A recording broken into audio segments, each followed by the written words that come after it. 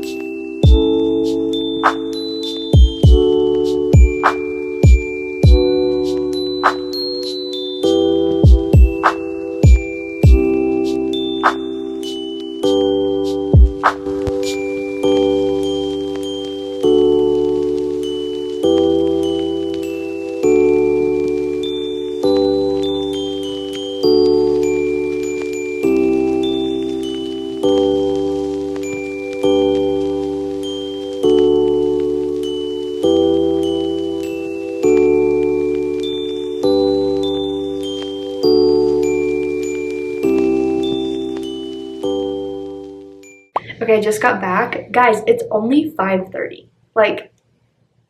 It's pitch black outside. But thank God we have this lamp here. We're working with it.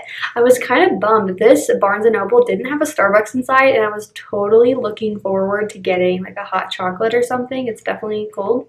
Very, very cold outside for me. So that was a little bit of a bummer, but they did have a good selection of books. So I was gently reminded, literally by the Target app notifying me that my order shipped, that I just recently bought 3 holiday books. So I went into Barnes with the idea of one book that I knew I wanted to go and find, and then it was just going to be me browsing and seeing what spoke to me, you know? So I was able to pick up 2 books. The first one is The Wake Up Call by Beth O'Leary. Now this is my first book by this author, and if I just would have looked at the cover, I totally would not have thought that this was a holiday book.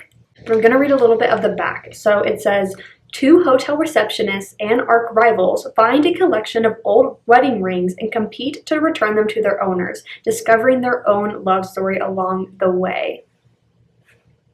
That's the little bit at the top. Guys, isn't this so cute? So it's set during the holiday season, and these 2 both work at the same hotel, and because of the holiday busy season, they're put on the same shift, which isn't good for arch rivals.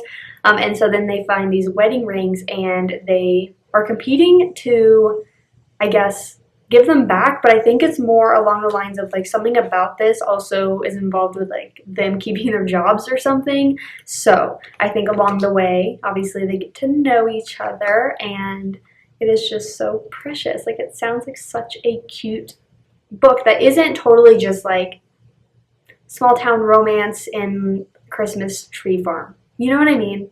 I feel like this is going to be a good wintry type of romance that isn't just pure Christmas Eve, Christmas Day based. You know what I mean? The next book is Always in December by Emily Stone. So this is one that caught my attention. And guys, I was so sad. It said buy one, get one 50% off. And nothing else that I found that I hadn't already ordered really piqued my interest all that much. So didn't get a hop on that deal, and I was really good.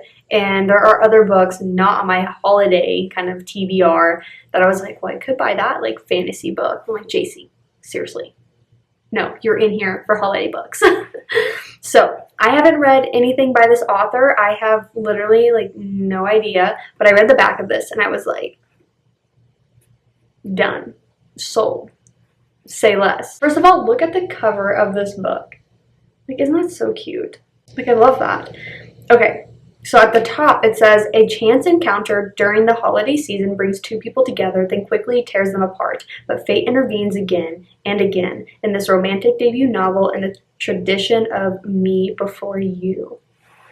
Guys, I actually haven't watched that movie, which I think is more like what I would have done, because I think that's a book, right? That's what, anyways. But I just know. I know. Okay.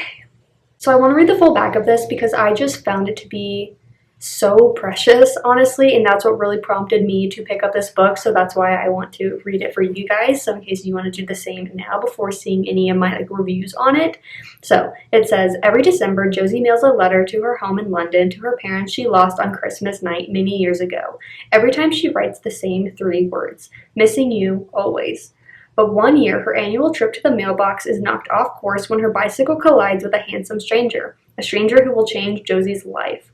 Josie always thought she was the only one who avoided the Christmas season, but this year, Max has his own reasons for doing the same.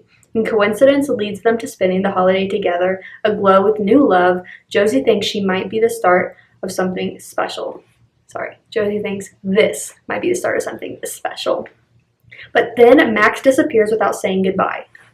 Max. Over the next year, Max and Josie find the fate continues to unite them in places they'd never expect. New York City, Edinburgh, the quiet English countryside, and it turns out that Max has many reasons to stay as he had to leave. But what does destiny hold for Josie and Max as Christmas approaches again? A devastating, romantic, life-affirming love story, always in December, will stay with the readers long after they finish the last page.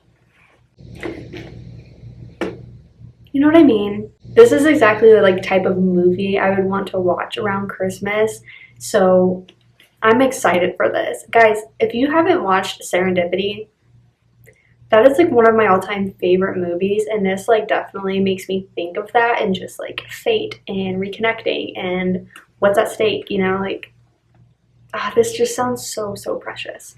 So today's trip was quite successful. I'm very happy with my 2 pickups, and I very much look forward to also the ones that I ordered. But this Barnes trip was successful even without the peppermint hot chocolate. Okay, so that's all I have for you in today's video. Thank you so much for watching, and I will see you in the next one.